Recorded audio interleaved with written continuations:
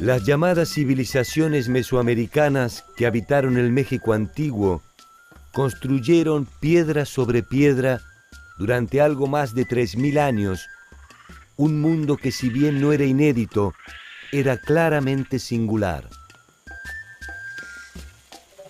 Ir en busca de esa singularidad es ingresar a un territorio que trasciende la construcción monumental que les ha dado fama. Sus complejas y a veces temibles formas de organización, sus relaciones comerciales, sus sistemas de escritura, sus conocimientos matemáticos y astronómicos y su compleja cosmogonía son algunos de los indicios que aún quedan en pie para dar cuenta de su historia. Olmecas, teotihuacanos, zapotecas y los célebres mexicas o aztecas poblaron a lo largo de esos 3 milenios vastas regiones del México antiguo. Para entender la dimensión de ese pasado remoto, se hace necesario reconstruir un presente constante, el de los grandes pueblos de Mesoamérica.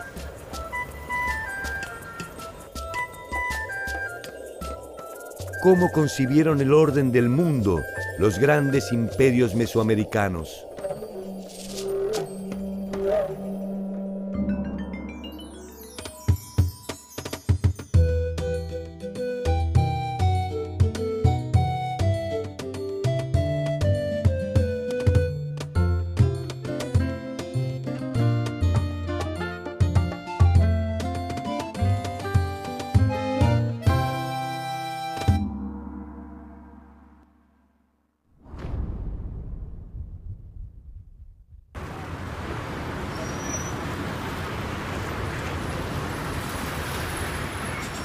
Desde que fue fundada por primera vez, la Ciudad de México estuvo siempre habitada.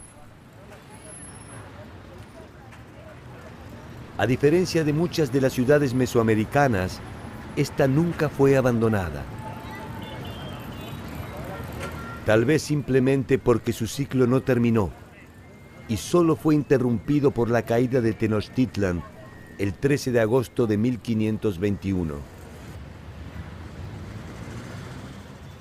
Las huellas de sus 3 ocupaciones, la originaria, la española y la mestiza, se concentran en la Plaza de la Constitución. A escasos metros de la plaza, honrando quizás las casualidades o los designios, se encontró también un 13 de agosto, pero en 1790, una escultura monumental representando a Coatlicue, la madre de todos los dioses mexicas.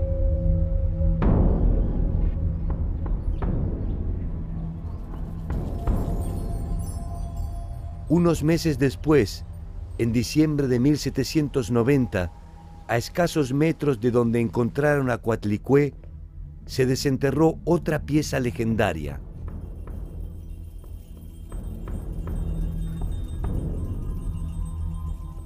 La Piedra del Sol.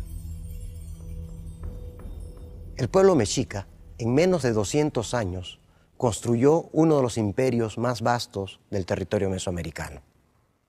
Para lograr esta hazaña, justificaron sus acciones declarándose el pueblo del Sol. Su misión en este mundo era alimentar al Sol con corazones.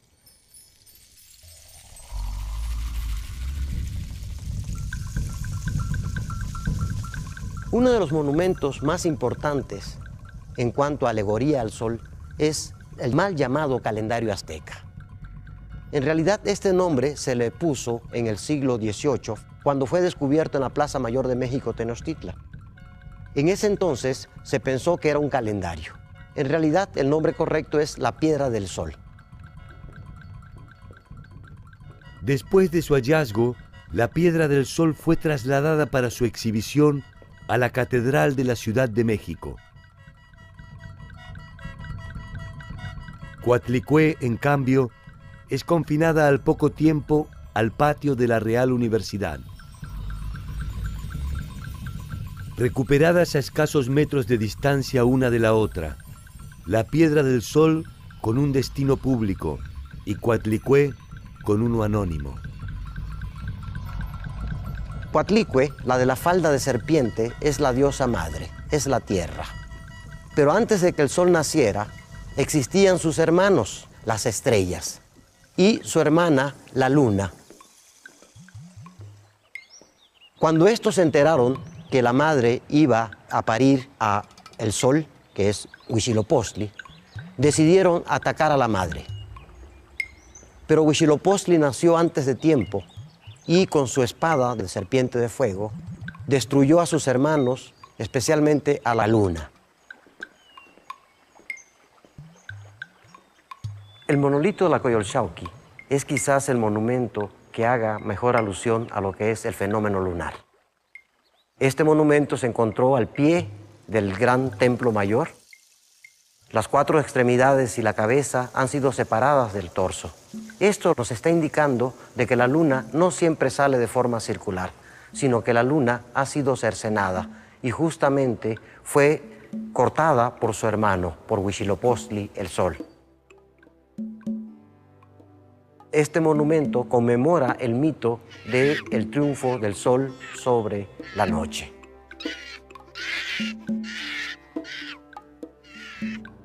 Huitzilopochtli es entonces el numen del pueblo mexica. Es el símbolo de un pueblo guerrero que continuamente está consiguiendo cautivos para proveer de corazones a esta deidad.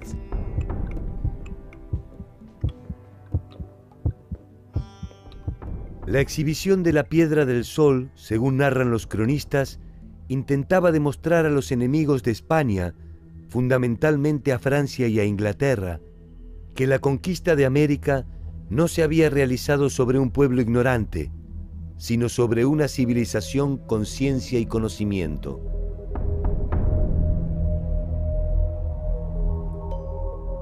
Coatlicue, en cambio, si bien era obra del mismo pueblo civilizado, representaba a la hereje idolatría de los bárbaros y quizás por eso fue confinada. Al poco tiempo, los indígenas comenzaron a realizar pequeñas ofrendas a los pies de Coatlicue. Esto fue suficiente para que se decidiera volver a enterrarla, en esta ocasión en el académico patio. Coatlicue volverá brevemente a ver el sol a principios del 1800, cuando Alexander Humboldt solicita ante las autoridades para que le permitan estudiarla. Concluida la pétrea autopsia, volvió a ser enterrada y solo recuperó su libertad en 1824 a instancias de la Revolución.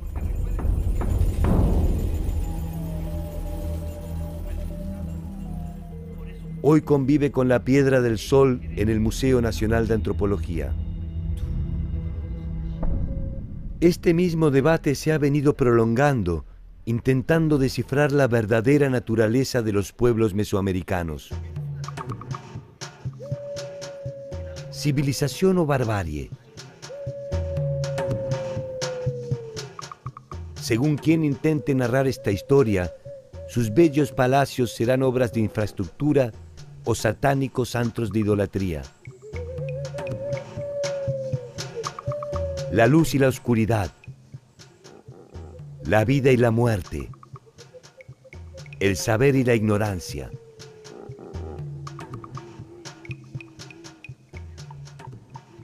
¿Un mundo distinto o el mismo mundo de siempre?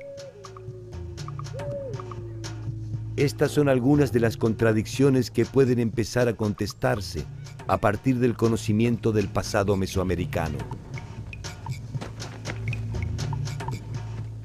Cuentan que cuando los mexicas o aztecas sometían a un pueblo, no solo tomaban posesión de sus vidas y riquezas, también se llevaban sus dioses hasta el templo de Coatlicue. Allí ponían en sacro cautiverio las representaciones de estos dioses.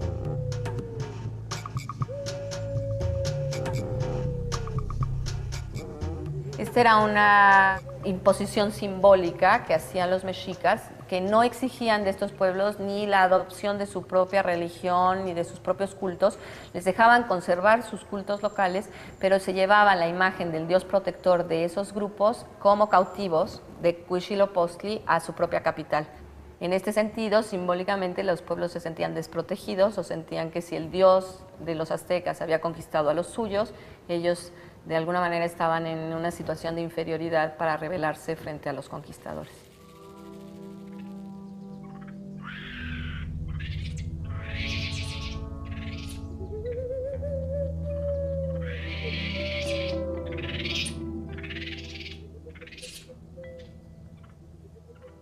Esos dioses, los primordiales, quizás estén aún ocultos a la espera de solsticios más favorables.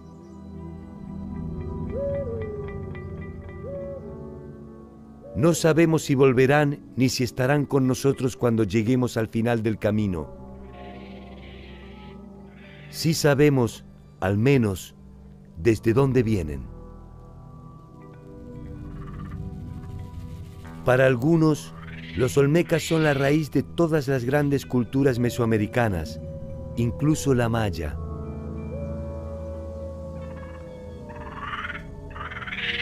Para otros, apenas un conjunto de relaciones entre grupos pares que no necesariamente constituyen una unidad política.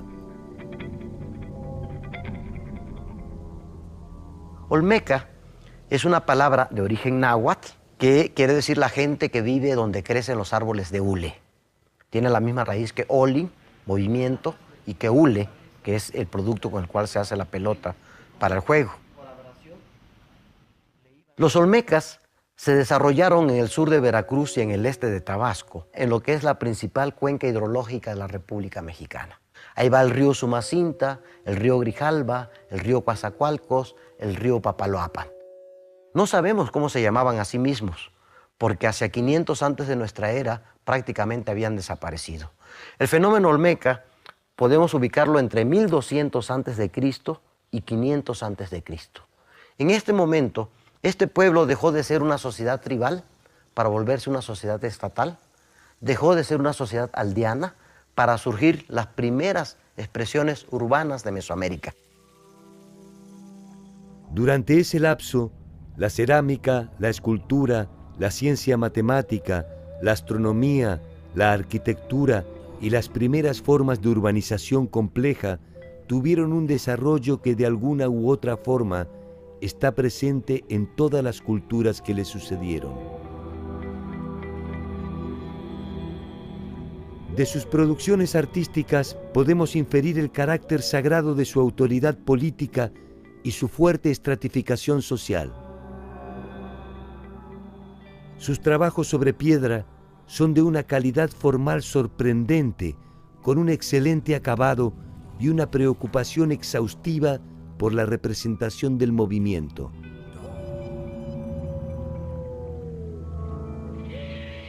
Queda aún mucho por saber acerca de los olmecas, tal vez porque cada hallazgo no hace más que abrir una nueva bóveda de misterios. Uno de ellos, quizás el más descomunal, es el de las cabezas colosales. Ningún otro pueblo de América hizo esculturas del tamaño de los olmecas. Tenemos las famosas cabezas colosales, de las cuales conocemos 17 de estas. Algunas llegan a pesar hasta 20 toneladas y proceden de yacimientos de canteras que pueden estar hasta más de 100 kilómetros de la zona donde se dedicaron.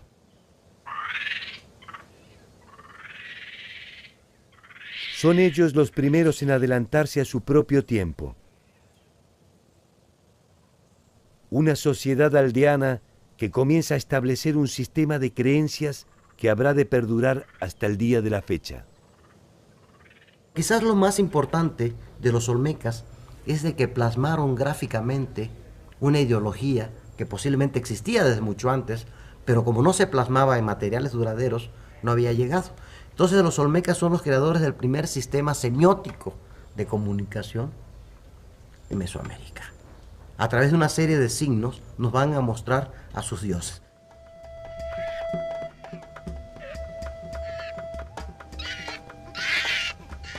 Sus memorias de piedra guardan los secretos del significado y los motivos de su realización.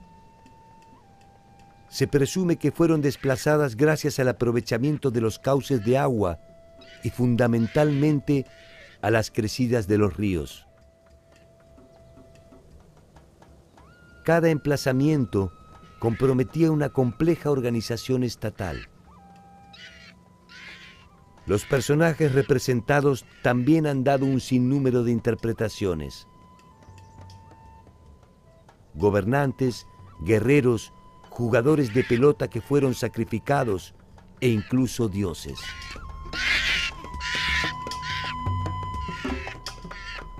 Su presencia la tenemos en toda Mesoamérica. En todas partes encontramos objetos olmecas. Por eso se piensa que es el cimiento con el cual crecieron todas las demás culturas mesoamericanas. ¿Son o no son los primeros? ¿Cuánto es aquello que se debe al impulso peregrino de su cultura? Tal vez algún día la investigación pueda descifrar el enigma silencioso de su pasado. Hasta entonces, sus dioses solemnes son los únicos que sostienen el mundo.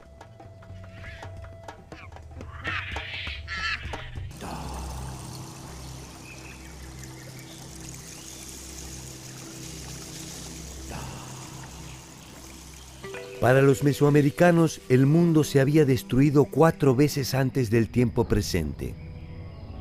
Cada una de estas eras históricas estaba identificada con el nombre de un sol. El quinto de estos soles es el que todavía nos ilumina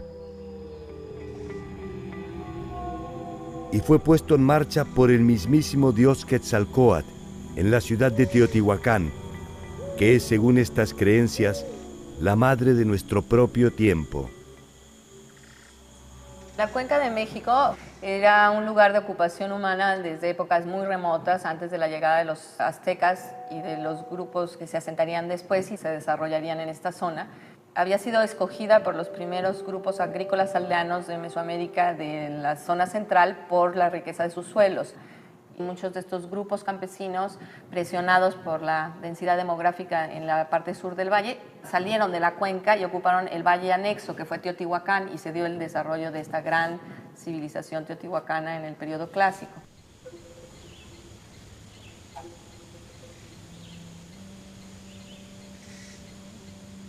Teotihuacán, el lugar donde se hacen los dioses, es el nombre de esta majestuosa ciudad. Su extensión de más de 22 kilómetros cuadrados estaba orientada en torno a un eje que los mexicas llamaron la Calzada de los Muertos. Esta calzada corre desde el norte, donde está la pirámide de la Luna, pasa por la pirámide del Sol y continúa hacia el sur, hacia el conjunto llamado la Ciudadela, donde se localiza el templo de Quetzalcóatl.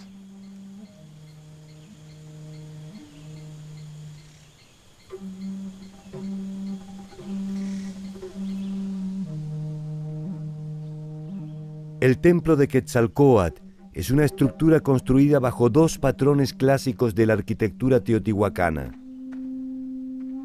Fue descubierto en los años 40 en perfecto estado de conservación, gracias a que sobre él los teotihuacanos habían construido otro templo.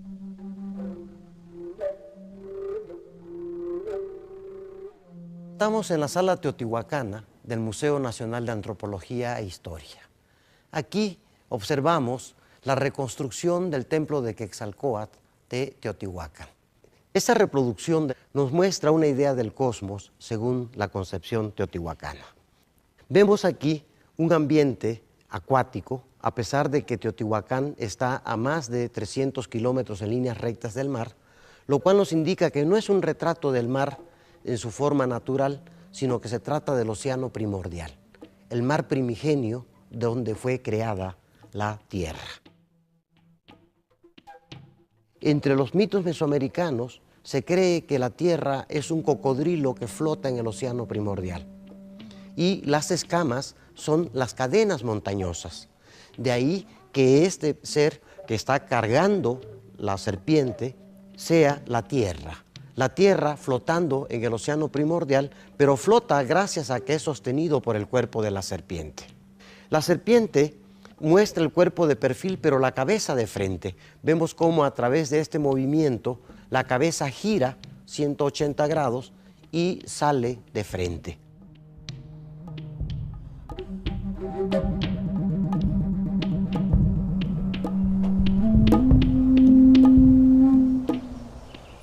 Recientes excavaciones en este templo han puesto también de manifiesto su uso como un sepulcro de una serie de más de 80 cautivos que fueron sacrificados para conmemorar la erección del edificio. Algunos de ellos están con los brazos atados en la parte posterior y llevan objetos de jade que muchas veces proceden del área maya, por lo que se piensa que sean cautivos que fueron traídos hasta Teotihuacán y sacrificados para la dedicación de este templo. El templo de Quetzalcóatl es una referencia ineludible para entender la dinámica teotihuacana. Conviven en él una sofisticada arquitectura, la devoción a sus dioses, una manera de ver el mundo, objetos exóticos y sacrificios humanos, es decir, ciencia, espíritu, orden, diversidad y poder. Quizás el templo nos diga más que lo que la historia puede atestiguar. Curiosamente, uno de los problemas de Teotihuacán es la falta de un sistema de escrituras pleno. A diferencia del área maya o a diferencia de Oaxaca, donde tenemos un sistema de escritura bien reconocido, en Teotihuacán no tenemos un corpus de escritura bien reconocido. Entonces, como no tenemos estos textos, no tenemos referencia de sus gobernantes. En el área maya tenemos perfectamente identificadas las genealogías. ¿Quién es el papá y quién es el hijo y cuántas generaciones gobernaron? Si es el hijo mayor, si es el hijo menor. Todo nos lo dicen los textos jeroglíficos.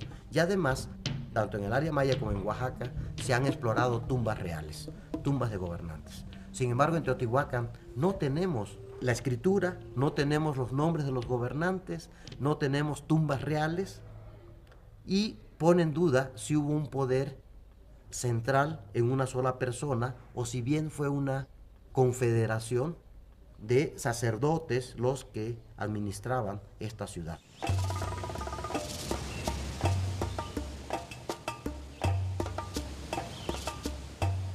Teotihuacán alcanza su esplendor entre el siglo V y VII después de Cristo. Es el núcleo central de un grupo de pueblos posiblemente confederados bajo su órbita, que incluía más de 80 aldeas y una centena de villorios adyacentes. Alrededor de un 60% de la población estaba dedicada a la producción de alimentos mediante la agricultura. En la zona urbana, un complejo entramado de unidades residenciales albergaba a ceramistas, talladores de obsidiana, lapidarios y artesanos. Podemos imaginarnos un día de Teotihuacán, lo populoso de la ciudad, las peregrinaciones llegando a ver las celebraciones a los dioses patronos. Teotihuacán era una ciudad cosmopolita, se han detectado barrios zapotecas, barrios mayas, barrios huastecos y la población local. Esta variedad étnica se unificaba bajo la tutela de un mismo sol. El camino más corto para llegar a él era la Pirámide del Sol, uno de los principales monumentos de América. Está construida sobre una cueva natural por la cual se ingresa al interior de la pirámide. Posee en su interior 4 cámaras que representarían el ingreso al inframundo. Orientada hacia el poniente, con cuerpos escalonados en forma de talud, alcanza una altura total de 63 metros.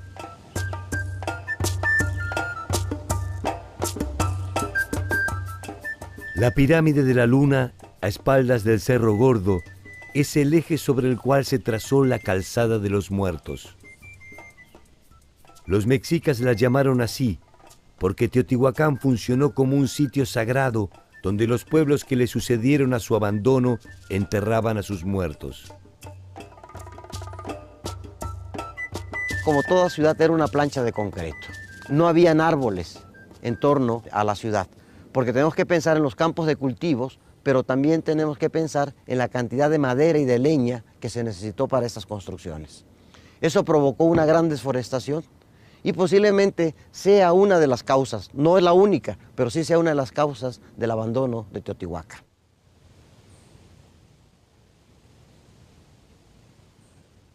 Hacia el año 700 después de Cristo, la ciudad que según las escrituras fue la que dio origen a los hombres, se perdió irremediablemente, abandonada por sus pobladores. Quizás la causa más notada arqueológicamente es de que la ciudad fue incendiada. La ciudad fue incendiada hacia 700 de nuestra era y con esto comenzó el abandono del sitio. Posiblemente grupos del norte bajaban en estos tiempos, quizás los hablantes de náhuatl, y ocasionaron justamente este colapso. Pero también debieron haber sido causas externas, como el cierre de las rutas de comercio que controlaban pueblos aliados a Teotihuacán, que poco a poco se fueron apropiando del control de las rutas que antes Teotihuacán dominaba. El tiempo de la ciudad donde se hacen los dioses terminó por cuestiones bastante terrenales.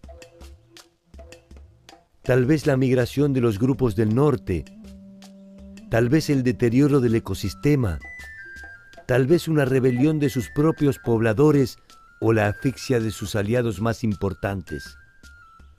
Tal vez, simplemente, cumplió la parte del plan pergeniado por los dioses y agotó con cierta furia el tiempo histórico que le estaba predestinado.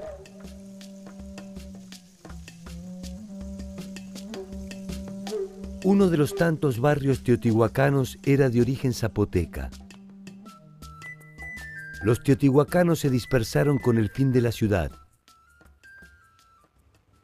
Los zapotecas atravesaron el sinuoso derrotero del tiempo para llegar a nuestros días.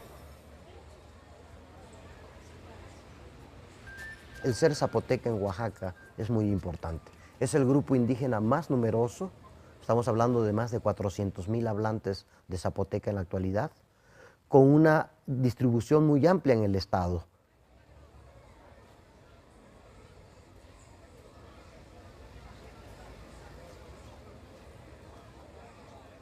Sin duda, este pueblo, de gran tenacidad cultural, ha creado un fenómeno interesante en casi todo Oaxaca, que es la zapotequización. Aunque muchos pueblos hablan su lengua específica, la vestimenta copian a las mujeres zapotecas.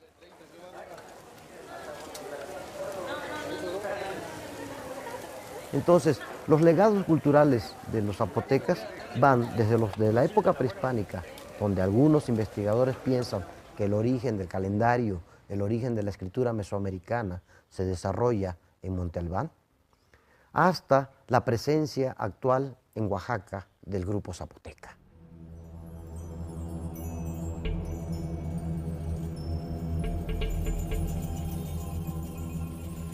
El Valle Central de Oaxaca es el escenario donde se desarrollan un sinnúmero de culturas interrelacionadas, que encuentra su momento de esplendor en Monte Albán.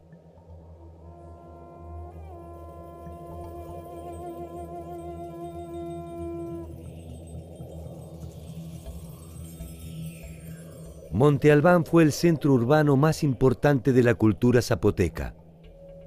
Allí llegaron a habitar más de 30,000 personas.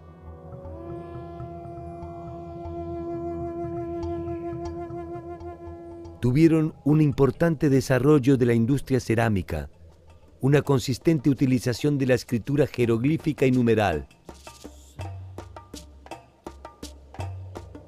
amplios conocimientos astronómicos y por lo que se supone una tradición guerrera y combativa que según algunos los llevó a su declinación hacia el 800 de nuestra era, cuando comenzaron a articularse con las culturas mixtecas. En Monte Albán utilizaron complejos y rigurosos ritos funerarios, con enterramientos múltiples que incluían sofisticados atavíos para los muertos. Entre ellos, el pectoral de jade, que representa al dios murciélago construido con piezas de jade finamente pulidas y engarzadas. Y lo interesante de esta pieza es que representa al murciélago. En Mesoamérica, los murciélagos, igual que en otras partes del mundo, están asociados con el inframundo. ¿Sí? Son comunicadores, por ser animales nocturnos, son comunicadores del mundo de los muertos. La comunicación entre el mundo de los vivos y el de los muertos es un tema central de las sociedades mesoamericanas y ha definido sus relaciones no solo en el aspecto espiritual, sino también en el ámbito social y fundamentalmente político. En Monte Albán se encuentra un complejo arquitectónico tan enigmático como inusual que se ha dado a conocer como los danzantes.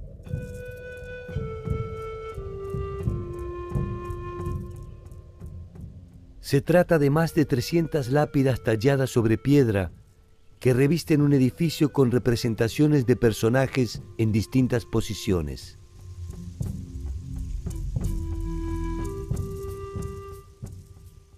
Uno de los programas más ambiciosos que hacen los zapotecas es un programa escultórico que se llama Los Danzantes.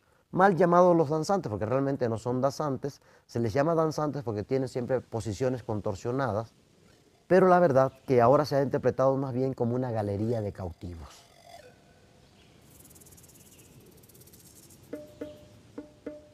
¿Quiénes fueron los misteriosos danzantes?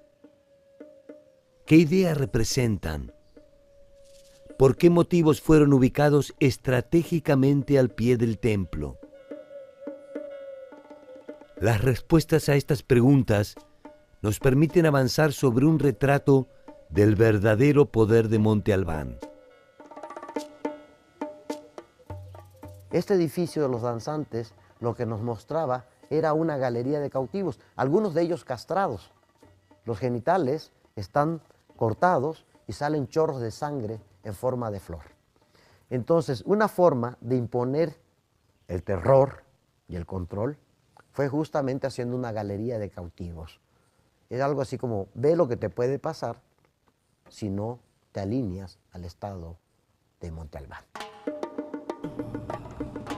Hacia el 500 después de Cristo, Monte Albán ya no es la ciudad que rige los destinos de Oaxaca. Es tiempo de nuevos señoríos. Los zapotecas, sin embargo, indiferentes al final de la gran ciudad, siguen poblando las mismas geografías con la misma empecinada voluntad.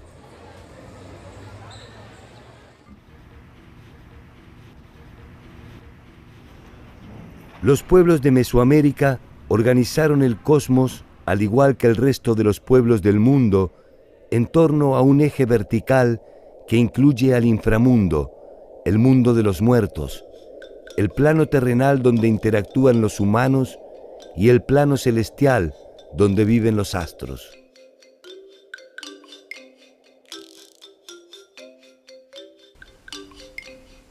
En el plano horizontal, a los clásicos puntos cardinales ordenados en torno a la trayectoria del Sol, se suma un quinto punto, el centro del mundo. En esta parte del centro se yergue el Axis Mundis, el árbol cósmico, el árbol de la vida, cuyas raíces van al inframundo, pero cuyas ramas van hacia el cielo. Entonces, este Axis Mundis es el principal medio de comunicación entre los tres niveles del cosmos. Los pueblos mesoamericanos, igual que muchos pueblos del mundo, comparten este sistema de creencias que son universales. Recordemos que el hombre americano no es originario de América. Si bien es cierto, llegó hace muy poco, no hace más de 50.000 años, pero cuando llega ya es Homo sapiens. O sea, 100, 200.000 años antes de que el hombre llegue a América ya hay todo el culto a los muertos. Entonces vamos a encontrar similitudes en los cultos funerarios mesoamericanos, y los peruanos, y los egipcios, y los africanos, y los chinos, y los europeos, o sea, porque es una cosa que comparte toda la humanidad.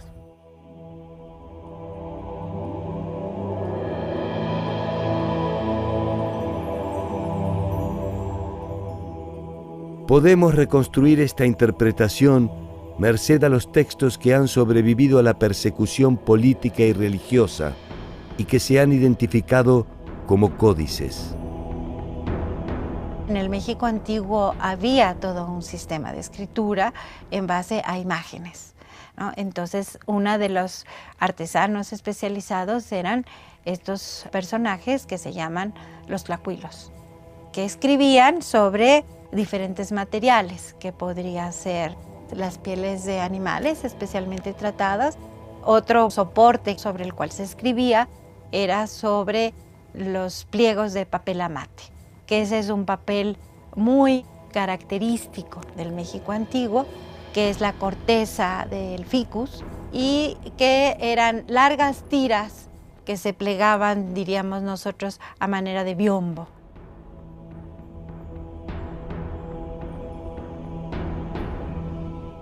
Los códices tienen contenido de distinta naturaleza. Hay códices completamente históricos, hay códices genealógicos, hay códices astronómicos. Por ejemplo, los 3 que conservamos del área maya contienen tablas de eclipses, presagios acerca del destino de los días, etc.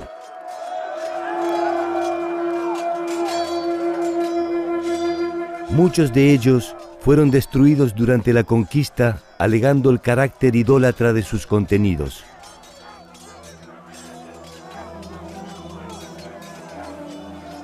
Los pocos que sobrevivieron, en su mayoría, están archivados fuera del territorio mexicano.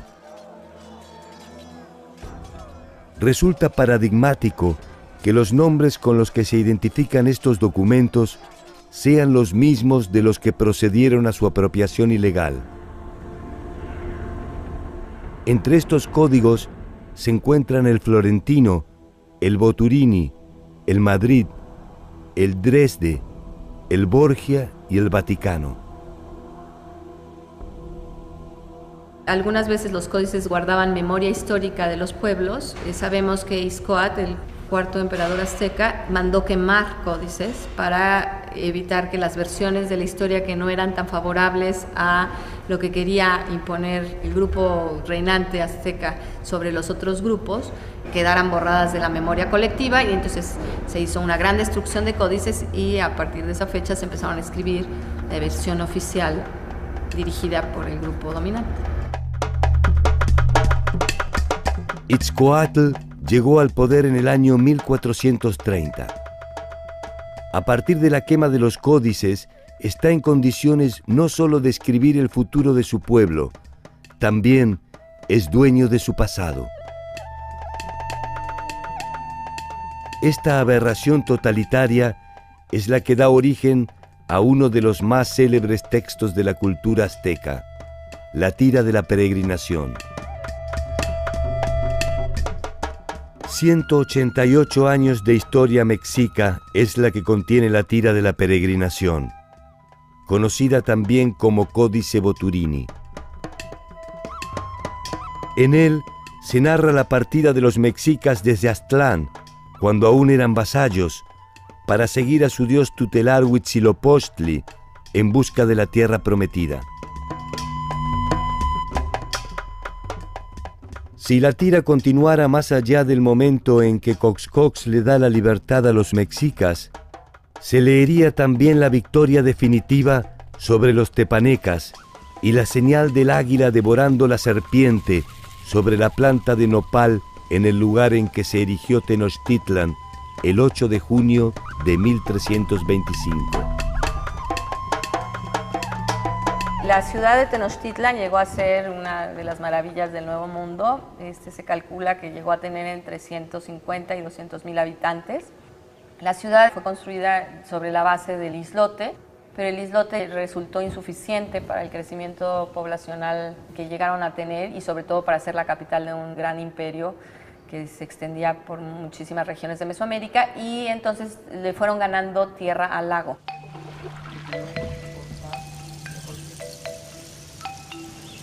Se hizo por un sistema que se llama chinampas, de construcción de suelos que se ganan al lago.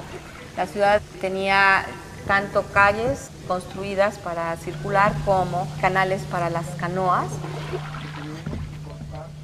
La ciudad como islote estaba unida a la tierra firme por medio de 4 grandes calzadas y luego una gran calzada dique, de la cual es una obra de ingeniería mayor que hicieron los mexicas en la época ya de esplendor de su cultura. En estas calzadas dique había tramos en los cuales eran interrumpidos por huecos y se ponían puentes móviles, y entonces en casos de ataques militares se recogían estos puentes móviles y se podía así aislar la ciudad como un islote verdadero.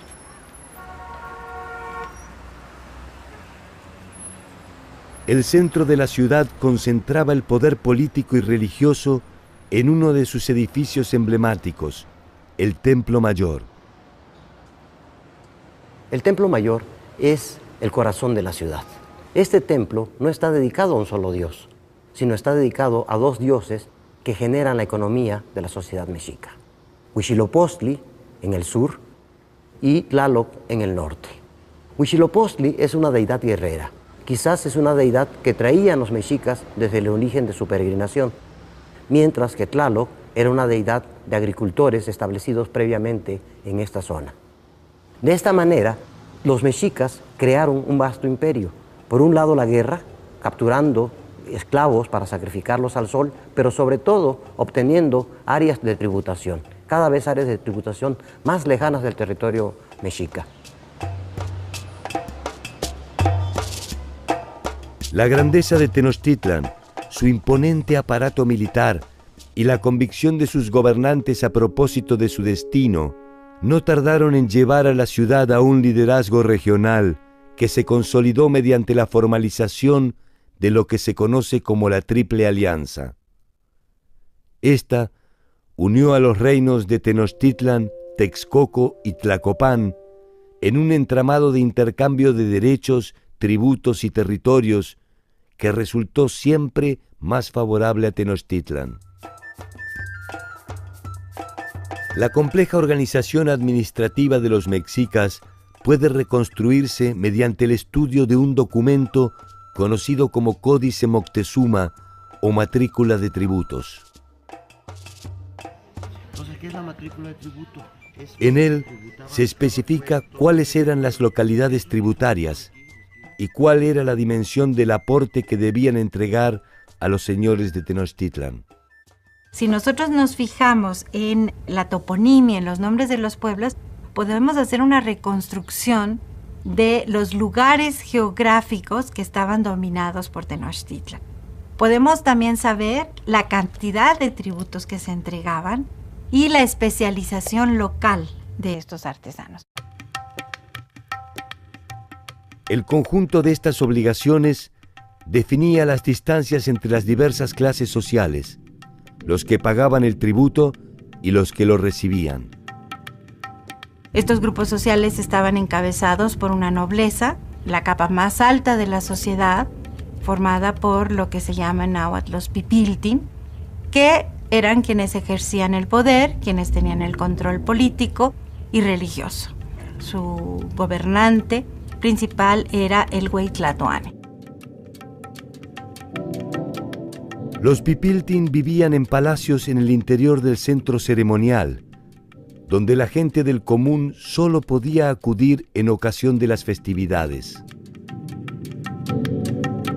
Después estaba un grupo mucho mayor, que eran los macehualtin o macehuales.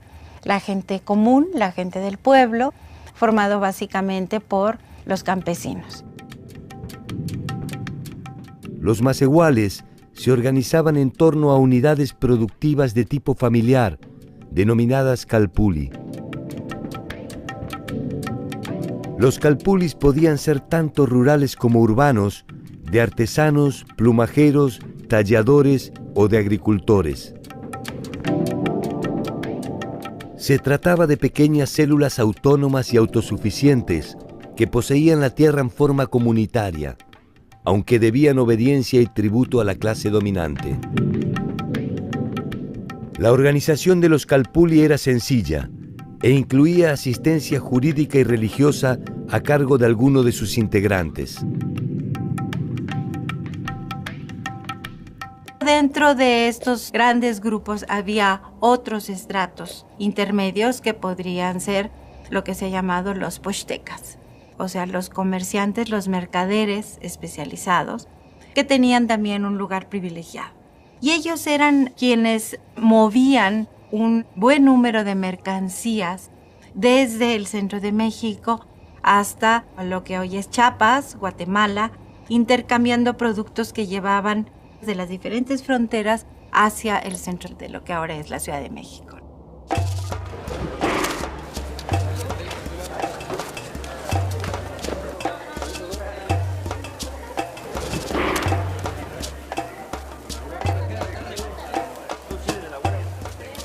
El mercado fue una de las instituciones centrales del mundo mesoamericano. Alimentos, bebidas, vestimentas, canoas y ornamentos se intercambiaban entre los pobladores, definiendo la dinámica interna de la sociedad. Se dice que el mercado de Tlatelolco podía albergar varias decenas de miles de comerciantes y que el bullicio de su actividad podía ser ensordecedor. Esta actividad, como todas las que se realizaban en Tenochtitlan, estaba regulada por el Estado que fijaba los términos de los intercambios. Las travesías que hacían estos especialistas sí eran atacados en los caminos que recorrían por algún señor local. Esto implicaba definitivamente una declaración de guerra. La guerra era también una actividad central de los mexicas. No solo desde el punto de vista estratégico y político, sino porque, a partir de ella, se obtenían los prisioneros que iban a ser sacrificados para mantener al sol en movimiento constante. Mientras que el conjunto de los macehuales estaba destinado a morar en el inframundo, los guerreros que habían muerto con dignidad se transformaban en pájaros y acompañaban al sol en su viaje por la bóveda celeste, junto con las mujeres que habían muerto al dar a luz.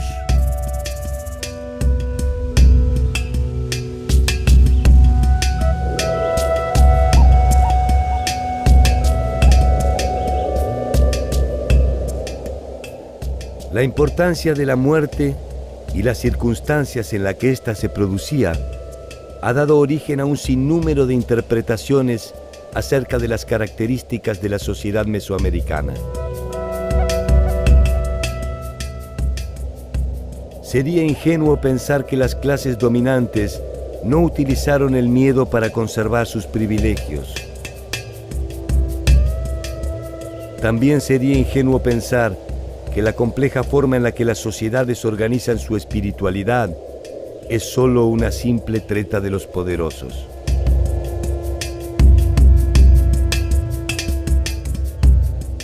El inventario de atrocidades de la especie humana no ha dejado de perseguirnos hasta el día de la fecha. La maravilla de sus obras tampoco. Las sociedades mesoamericanas fueron complejas y diversas. Su destino no fue diferente al de tantos otros imperios que en vano intentaron consagrarse a la eternidad. La Piedra del Sol y Coatlicue felizmente están desenterradas.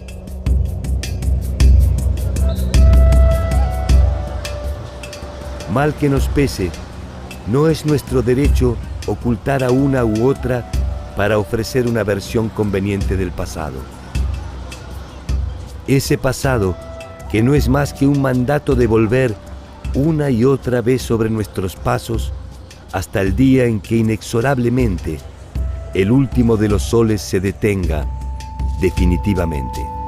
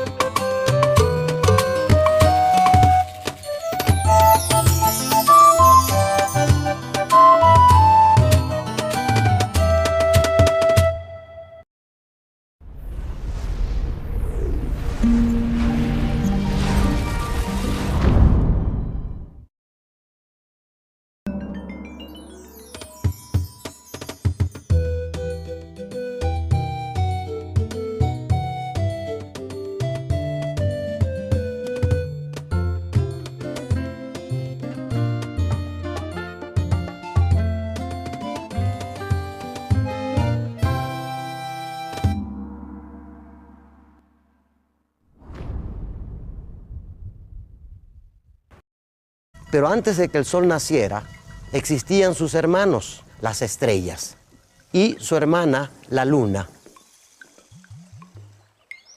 Cuando estos se enteraron que la madre iba a parir a el sol, que es Huitzilopochtli, decidieron atacar a la madre. Pero Huitzilopochtli nació antes de tiempo y con su espada de serpiente de fuego destruyó a sus hermanos, especialmente a la luna. El monolito de la Coyolxauhqui es quizás el monumento que haga mejor alusión a lo que es el fenómeno lunar. Este monumento se encontró al pie del gran templo mayor. Las cuatro extremidades y la cabeza han sido separadas del torso. Esto nos está indicando de que la luna no siempre sale de forma circular, sino que la luna ha sido cercenada y justamente fue cortada por su hermano, por Huitzilopochtli, el sol. Este monumento conmemora el mito del triunfo del sol sobre la noche.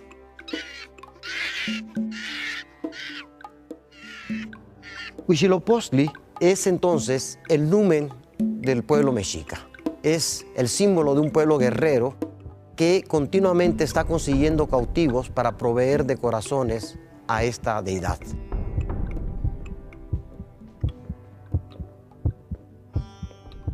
La exhibición de la Piedra del Sol, según narran los cronistas, intentaba demostrar a los enemigos de España, fundamentalmente a Francia y a Inglaterra, que la conquista de América no se había realizado sobre un pueblo ignorante, sino sobre una civilización con ciencia y conocimiento.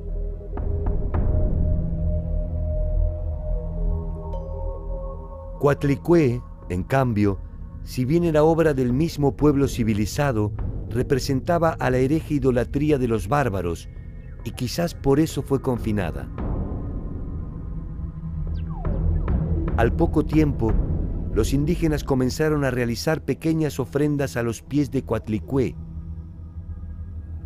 Esto fue suficiente para que se decidiera volver a enterrarla, en esta ocasión en el académico patio. Coatlicue volverá brevemente a ver el sol a principios del 1800, cuando Alexander Humboldt solicita ante las autoridades para que le permitan estudiarla. Concluida la pétrea autopsia, volvió a ser enterrada y solo recuperó su libertad en 1824 a instancias de la Revolución.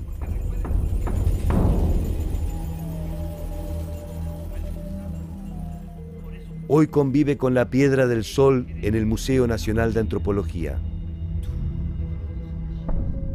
Este mismo debate se ha venido prolongando, intentando descifrar la verdadera naturaleza de los pueblos mesoamericanos. ¿Civilización o barbarie? Según quien intente narrar esta historia, Sus bellos palacios serán obras de infraestructura o satánicos antros de idolatría. La luz y la oscuridad, la vida y la muerte, el saber y la ignorancia.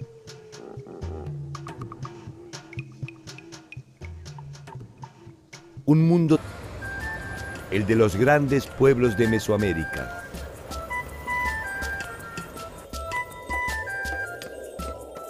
¿Cómo concibieron el orden del mundo los grandes imperios mesoamericanos?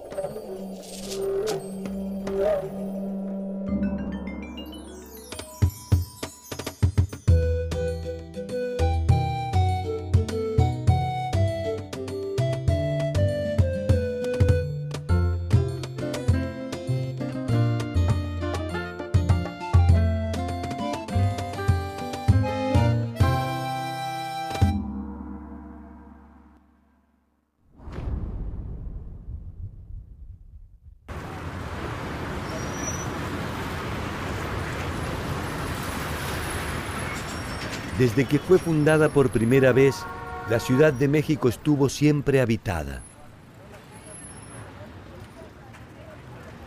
A diferencia de muchas de las ciudades mesoamericanas, esta nunca fue abandonada. Tal vez simplemente porque su ciclo no terminó y solo fue interrumpido por la caída de Tenochtitlan el 13 de agosto de 1521.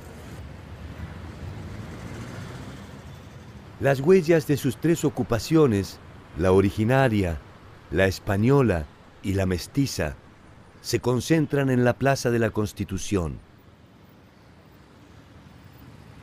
A escasos metros de la plaza, honrando quizás las casualidades o los designios, se encontró también un 13 de agosto, pero en 1790, una escultura monumental representando a Coatlicue, la madre de todos los dioses mexicas.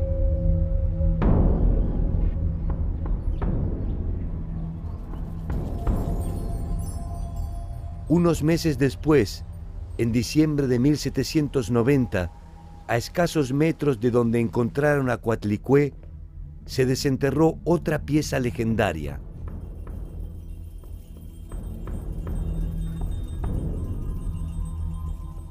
La Piedra del Sol. El pueblo mexica, en menos de 200 años, construyó uno de los imperios más vastos del territorio mesoamericano. Para lograr esta hazaña, justificaron sus acciones declarándose el pueblo del Sol. Su misión en este mundo era alimentar al Sol con corazones.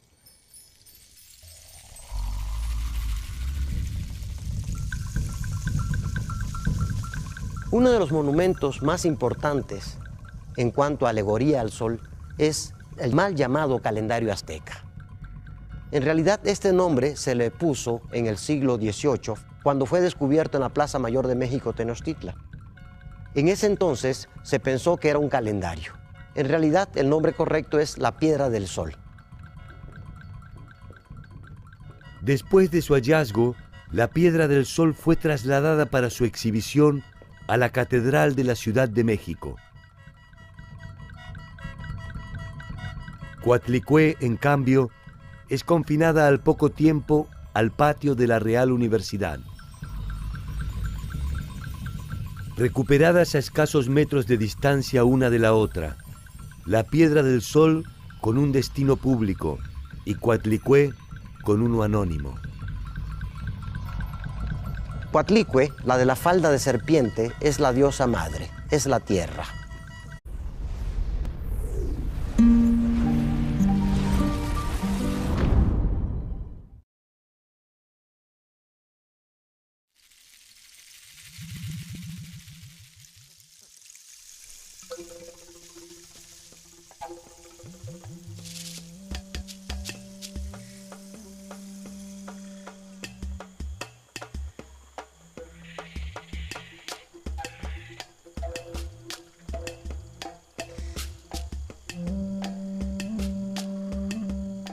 Las llamadas civilizaciones mesoamericanas que habitaron el México antiguo construyeron piedra sobre piedra durante algo más de 3000 años un mundo que, si bien no era inédito, era claramente singular.